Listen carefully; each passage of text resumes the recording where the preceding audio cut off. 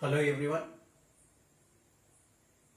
In this lecture, we see face-centered cubic structure from solid state.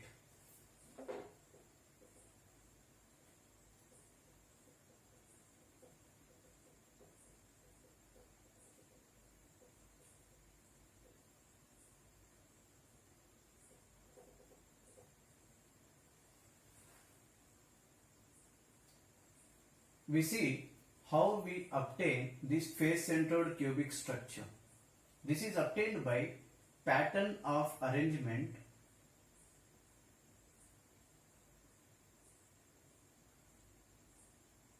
in ABC, ABC, ABC manner. That means there will be compact arrangement of spheres in A layer, followed by B layer, followed by C layer. Again, the repetition of A layer takes place, then B layer, then C layer, A layer, B layer, C layer. Likewise, these three layers will be going on repeated, and when we join these spheres from their centers, we get face-centered cubic structure.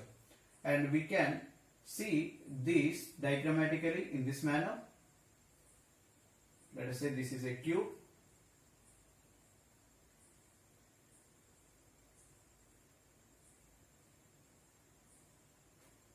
Atoms are present at all 8 corners,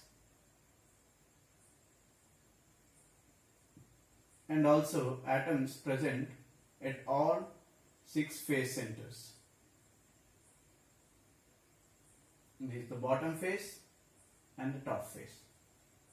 Now this one in ABC layer wise we can imagine in this way. There is A layer. This is center of sphere, this is center of sphere, this is center of sphere. These three are in contact actually in this manner. One sphere, another sphere, another sphere. As I join their centers, I get this triangle. So this is the triangle I have drawn. This is A layer. And I will have B layer, and B layer is opposite arrangement of A layer. That is nothing but in this way I am arranging B layer. This is B layer, and this B layer when I arrange on this top I will be getting in this way. This is the center of this sphere, center of another sphere, center of another sphere. So this is my B layer.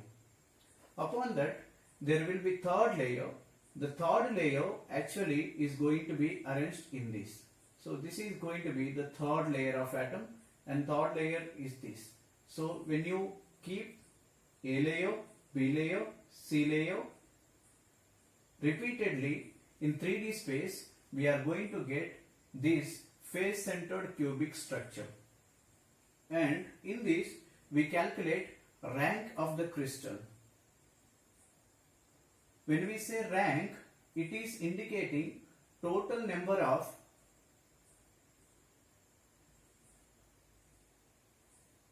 atoms belonging to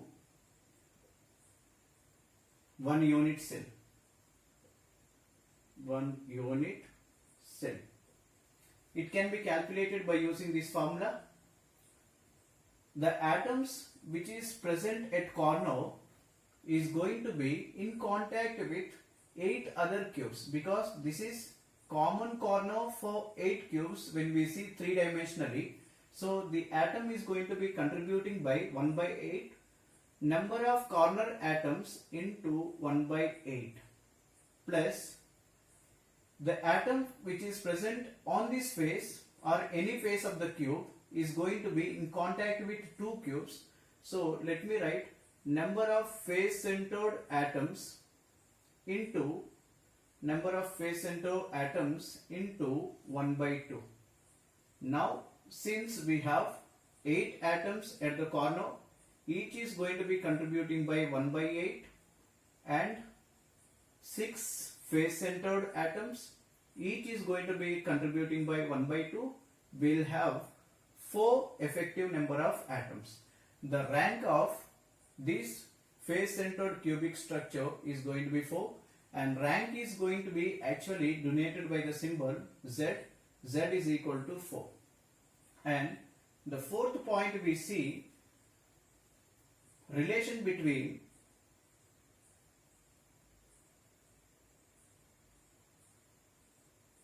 edge length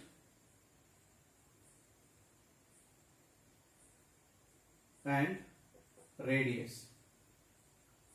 Radius of atom, radius of sphere.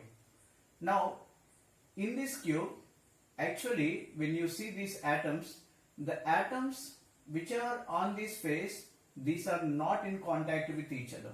So, no edge atoms, no two atoms which are present on this edge are in contact with each other. But however, these atoms are in contact through face diagonal atom. That means, when we draw this one, we can imagine in this way, and I am taking one of this face, atom is here, this is corner atom, and this is another corner atom, another corner, the next corner, and the atoms will be in contact with each other through face centered atoms. And since the edge length of this cube is A, any edge on x axis, edge on y axis, edge on z axis is going to be A. The face diagonal, the length of this face diagonal is going to be root 2A.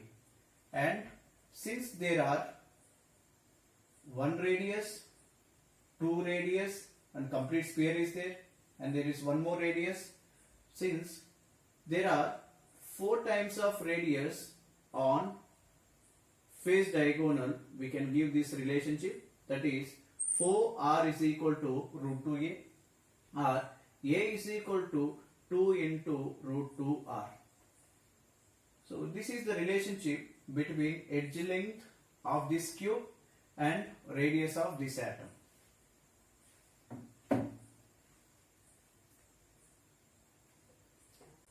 In the next point, we see the packing fraction.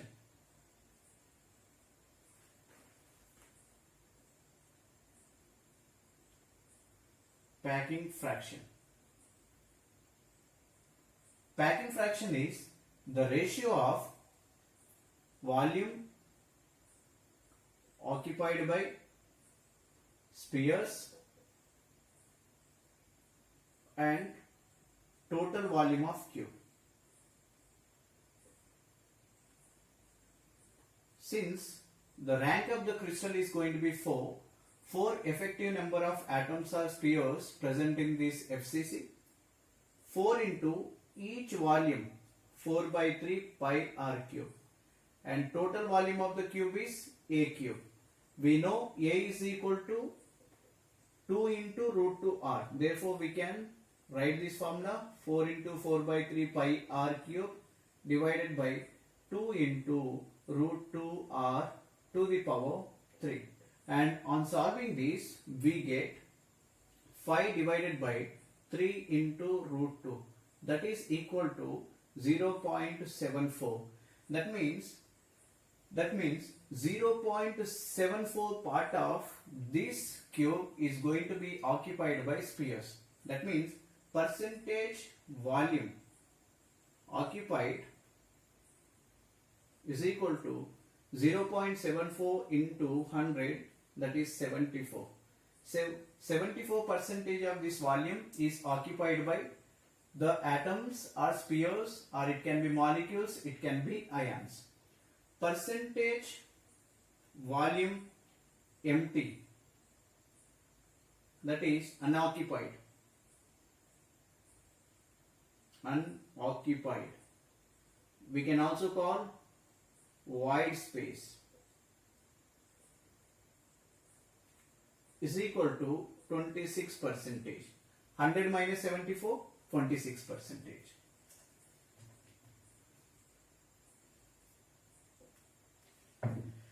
In the next point, we see percentage length occupied by these atoms on this particular edge. We said that complete edge is not occupied by atoms. How much part is occupied? How much fraction is occupied by these atoms on this particular edge? We will be calculating. Percentage of length on edge occupied by spheres. Percentage of length occupied by spheres can be calculated by this formula. The length occupied by these spheres on this edge, that is 2r, and total length of this edge, a. And we know the relationship between radius of atom and edge length. A is equal to 2 into root 2r, and when we simplify, we get 1 divided by root 2, that is equal to 1 divided by 1.414. On simplifying this, we get 0.703. That means percentage length occupied is equal to 70.3. When we multiply this one by 100, we get 70.3. That means percentage length unoccupied is equal to 29.7. That means 29.7 length is going to be unoccupied. So there is a gap, we said. How much gap? That is, on each edge length 29.7% is unoccupied.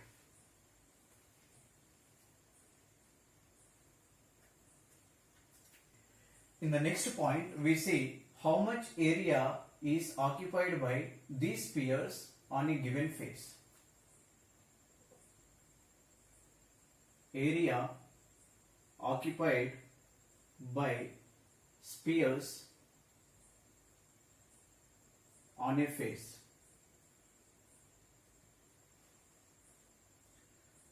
Fraction of area. Fraction of area occupied is equal to area occupied by spheres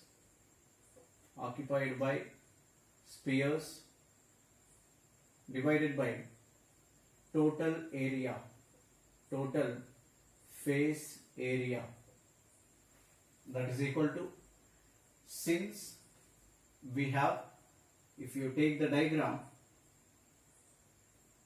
one complete circle is here, there is circle, there is circle, there is circle, this is circle, and 1/4 part of circle is here, 1/4 part, 1/4 part, 1/4 part. Why? When we make 3-dimensional or 2-dimensionally, only 1/4 of the circle is belonging to this face. 1/4 plus 1/4 plus 1/4 plus 1/4. That is going to be one complete circle, and one total circle is there, which is on face. Therefore, we have two complete circles. Each area is going to be pi r square, and total area of this face is going to be a square. A square. Since it is a, it is also is a. Since we know the relationship between radius and a, we can give this 2 pi r square divided by 2 into root 2 r to the power 2. That is 2 pi r square divided by 4 into 2 into r square. R square will be getting cancelled, 2 will be getting cancelled, and we get pi divided by 4. That is equal to 70 or 0.78. That means 78% of area of face is occupied.